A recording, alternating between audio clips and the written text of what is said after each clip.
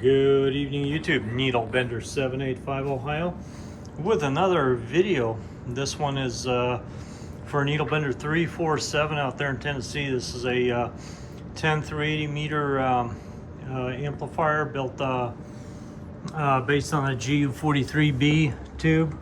It's right there. It's upside down because we're kind of working on it. I was able to salvage. It's just a kind of a sidetrack. This is an input tune video, but I was going to sidetrack, and I was able to salvage these dials from a Henry 2K-4. And look at these gears. I mean, they don't make stuff like this anymore. So you'll be able to precisely set your capacitors and switch your bands. So I was able to salvage this little front plate here. And this thing isn't, I don't think that amplifier has been used much, and this part really worked out really well for what we're trying to do here. We got a brand new screen supply. It's all built and ready to go. All it needs is a transformer. We're still waiting on a high voltage transformer. That should be, I think I got that's 7 to 10 days out. We've got the filament transformer. That's going to be mounted tomorrow, but we're here to talk about this input network. I was just working in tuning. This is a pi filter. Actually, it's a 7-pole filter to be exact. And this is a really easy tube to kind of set up an input for, a multi-band input that kind of filters out unwanted frequencies at the higher end. And I'm still playing with this one value here, but I got mostly dialed in. Let's take a look at what we got. We got the input relay bypassed, so we have full input, and we're looking at the entire band from and we're going to go band by band and see what the SWRs are. So let's take a look at here we are on 80 meters, 1.18, and like I said, this is a broadband amp, so you're not going to get a 1.1 match on the entire band because that's just not possible. But what you're going to have is an acceptable range all the way throughout, because it's kind of you know, when you monoband an amplifier, you kind of make it a jack of you know, just it's not a jack of all trades. It just does that band really, really well, and you can really tune it in. When you make a multi-band amp, especially where you don't need to switch the input, and this I would not even call this compromising, because this SWR is fantastic. When you take a look at 40 meters right here, so what is that, 7.2? Let's do that. Well, that's almost, well, that's actually, I would call that flat. 1.03 on 40 meters. Let's go to 20 meters. 14-ish something. Let's go to 40 meters. Here we are on 40 meters. 1.06. And let's look at 21 megahertz, which is your 15 meters, which this amp will have 15 meters, just like we talked about. 1.08, and let's take a look at, and as you can see, there's no, it doesn't spike like in between. There's 12 meters we went by. There's that, if you happen to be using that at the moment. I know you got something bigger than that for those purposes, but let's take a look at 29 megahertz, kind of like that, 1.10. So we got a fantastic input tune all the way across the band. It actually came out better. My last one was, I kind of played around with it. You see this dip over here. Where's my pointing device at? See this dip here? You can play around, work this dip, and really, really get it where it's really V-shaped on one specific frequency, like over here somewhere. But then what happens is it starts to curve up, and then you lose your other bands. When you kind of flatten it out like that, you get a really good, the bottom, the line through the middle, that's your reflective coefficient. That's measured in dB. And that's basically the amount of voltage reflected from the voltage that's being sent. And that doesn't really tell us much, but it's really nice to see. It gives us that dip signature. It's actually more accurate than your SWR. The green line is SWR. As you can see, when it starts to creep up only toward the 80 meter band, it has a really nice dip on the 40 meter band. If we play around with these capacitors, you can really make it do whatever you want, but I think I'm liking this, and I'm going to leave that there. This tune really came out real nice, and like I said, I might fine tune it, but I'm going to leave it where it's at. It's got a really nice pronounced dip, and a really acceptable, not just acceptable, phenomenal SWR on all the bands there for the input. So your radio is gonna, that needle is gonna lay flat no matter what band you're at. And there you go. This is this project came out of this. I'm going to share that. So as you can see there, input right here. I'll have to flip this over a little bit. Talks about that, and that's what we have going on there.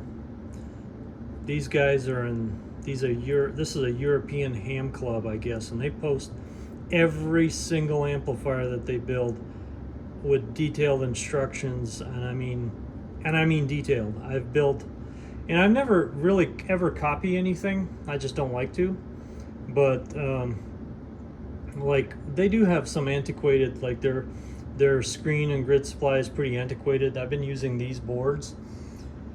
This is board number 16, actually, if you can believe that. Board number 16. And these boards have been probably the most reliable piece of equipment that I have manufactured to date. I mean, I've not had one not work, malfunction, or just do any. I mean, the way they run, they're just pretty much indestructible. They're shunt regulators, precisely set to the voltage. You supply voltage that's above that, it cuts it down. It does generate quite a bit of heat, so this needs to be mounted.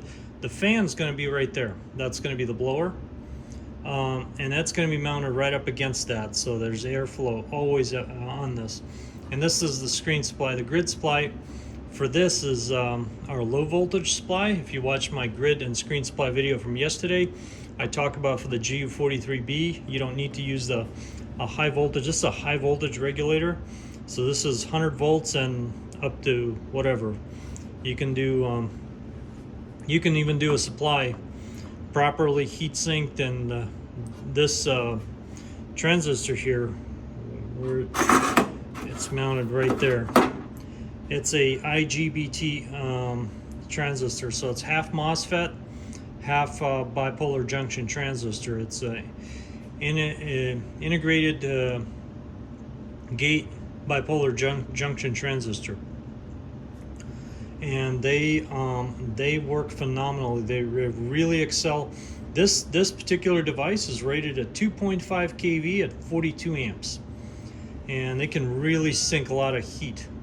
It can dissipate, I don't know, like 800 watts or something. I mean, something ridiculous. Plus, you always need a resistor, and you pick a resistor according. The resistor on this particular device is right there. That's a 100 watt heatsink mounted carbon resistor, and you size your ohms value based on. Let me turn this off because we're almost out of battery on this particular device. You size your resistor according to the max amount of current you want to allow your screen to draw, and you get that from the data sheet. Basically, when this pulls 100%, let's say the tube locks up, or you have something catastrophic happen where you let's say you lost your high voltage. That's probably the worst thing you can do, is key up when you don't have high voltage. But let's say you did that.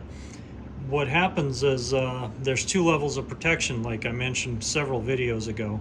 There's a passive and an active protection. Passive protection is something, basically you limit your resistor here. So you have So we're supplying this with about 300, let's see, about 500 to just under 500 volts here on these two capacitors.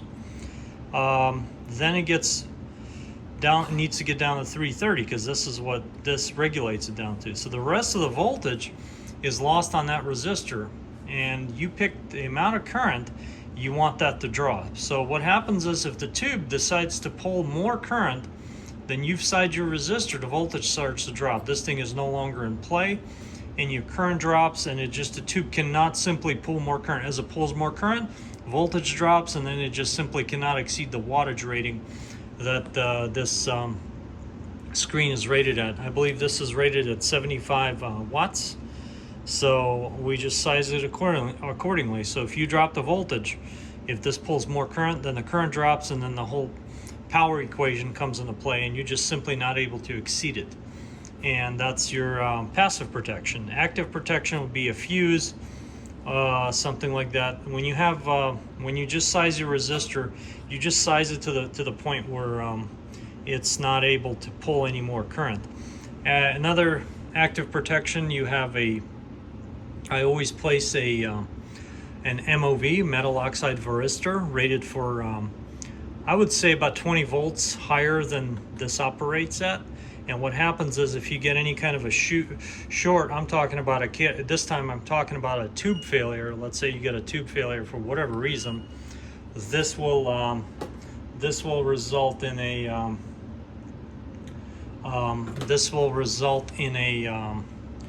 the MOV just simply not letting the voltage come up and fry anything else in your circuit.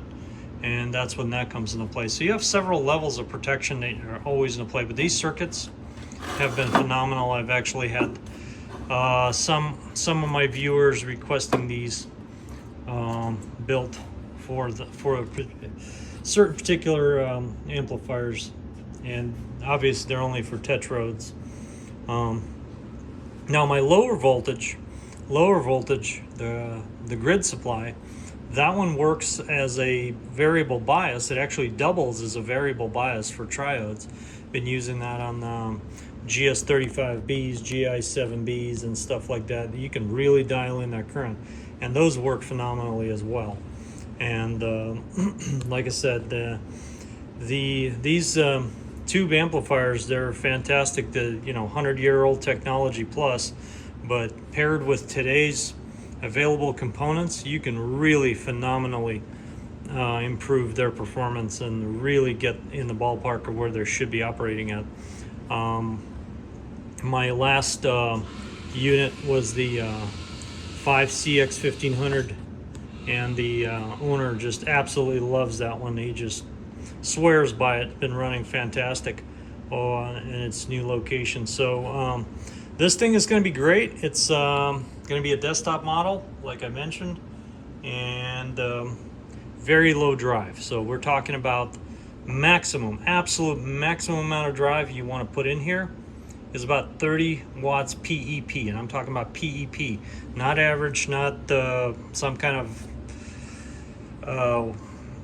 of watts that came out of a meter that was rigged in a very specific way, specific and undesirable way. But we're talking about watts, PEP watts, because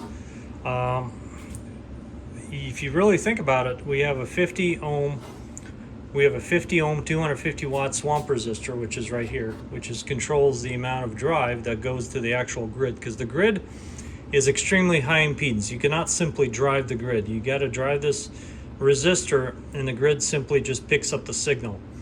And if you think about it, we're running at about negative 42 volts. So if you do math, power to power over ohms, wattage squared over ohms divided, you will get that 42 volt swing. You want the positive, because you think about it, your signal has two peaks. You have a positive peak and a negative peak. Well, we're not concerned about the negative peak because it basically drives the tube more in the cutoff. We're only amplifying our positive peak.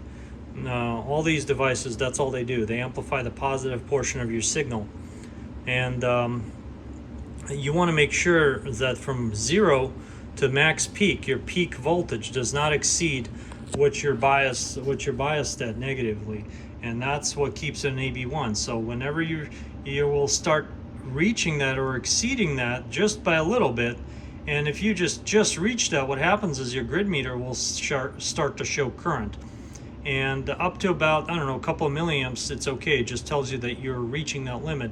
But when you start pulling grid current, that's when it's an undesirable operation. So these tetrodes, when they're in AB1, they pull no grid current. Your grid meter just sits at 0, maybe a couple of milliamps, but you're not pulling any grid current. So you're not really worried about grid limitations and stuff like that, because the data sheet talks about that. That's only, I believe this particular grid in this tube is only rated for about 2 watts. Think about it, 2 watts of dissipation. So that's not very much. So you got to make sure you're staying under that 30 watts limit, because these grids are very fragile. You start pumping more juice, it just does not like that.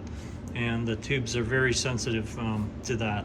Now there's some tubes that are a little bit more forgiving and stuff, but we're talking about a Gu43b Russian tube. Anyway, thanks for watching, and we'll see you in the next one. We'll have this thing doing the output thing. We'll do the output tune probably, I don't know, tomorrow, maybe day after. 73s, thanks for watching. Needle Bender 785, back on the side.